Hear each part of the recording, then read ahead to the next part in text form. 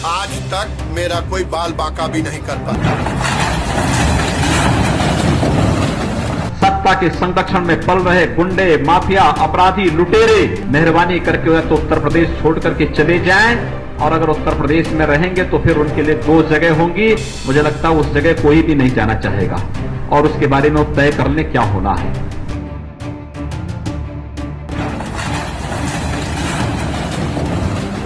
उत्तर प्रदेश में इन दरख्ती और धराशाही इमारतों के साथ ही माफिया और अपराधियों के हौसले भी जमींदोज हो रहे हैं। मुख्तार अंसारी की अवैध इमारतों पर पहले बुलडोजर चला और फिर अतीक अहमद की 60 करोड़ की संपत्ति को सीज किया गया।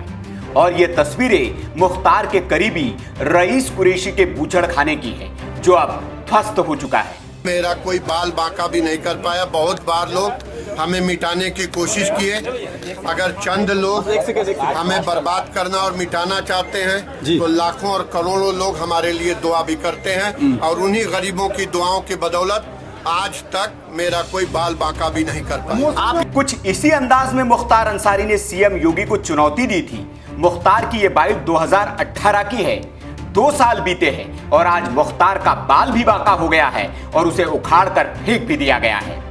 न सिर्फ उसका साम्राज्य तबाह हो रहा है, बल्कि उसके शरण में रहने वाले, उसके रहमो करम पर पलने वाले गुंडों की भी शामत आ गई है। वैसे सीएम योगी ने 2017 में सत्ता संभालते ही इनको चेतावनी दे दी थी। सत्ता के संरक्षण में पल रहे गुंडे, माफिया, अपराधी, लुटेरे मेहरबानी करके या तो उत्तर प्रदेश छोड़ करके चले जाएं, और अगर उत्तर प्रदेश में रहेंगे तो फिर उनके लिए दो जगह होंगी। मुझे लगता है उस जगह कोई भी नहीं जाना चाहेगा और उसके बारे में तय कर लें क्या होना है।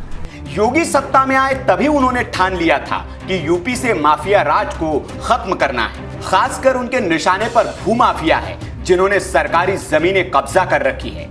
आजम खान का हिसाब पहले ही हो चुका है। अतीक अहमद और मुख्तार अंसारी का भी जारी है। यह कार्रवाई मऊ में जिला प्रशासन ने की। मुख्तार अंसारी के बेहद करीबी कहे जाने वाले रईस कुरैशी का बूचड़खाना बुलडोजर से ध्वस्त कर दिया गया। इसकी कीमत करीब 40 लाख रुपए बताई जा रही है। इस कार्रवाई के बाद मऊ के डीएम ज्ञान प्रकाश त्रिपाठी ने मीडिया को बताया कि यह बूचड़खाना ग्रीन जोन में आने वाली जमीन पर अवैध रूप से बनाया गया था।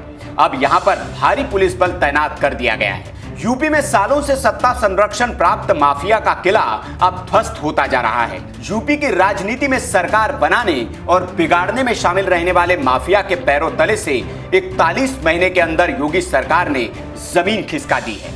खास तौर से पूर्वांचल के बाहुबली माफिया मुख्तार अंसारी और अतीक अहमद और पश्चिम यूपी के अनिल दुजाना और सुंदर भाटी गैंग पर लगातार कार्रवाई जारी है। इन माफिया समेत यूपी के करीब 40 अपराधियों की 330 करोड़ की संपत्तियां गैंगस्टर एक्ट के तहत कुर्क और जब्त की जा चुकी है।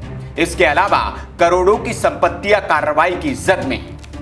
योगी सरकार के सत्ता संभालने के बाद से प्रदेश भर में गैंगस्टर एक्ट के तहत अब तक 10,484 मामले दर्ज किए गए हैं।